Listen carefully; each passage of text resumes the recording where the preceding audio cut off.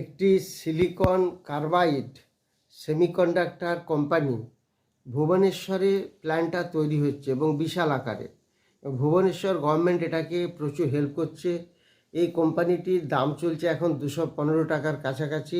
কোম্পানির নাম R I R power electronics limited. এই কোম্পানিটি কদিন আগে স্প্লিট করেছে, সেটা ছিল 25/7 অর্থাৎ 25 জুলাই এবছর, এবং বোনাসও দিয়েছে 1:1 11 জুলাই। এই কোম্পানিটির নাম আর পাওয়ার ইলেকট্রনিক্স। আপনারা এখন থেকে ফেসবুক এবং ইনস্টাগ্রামও ফলো করতে পারেন।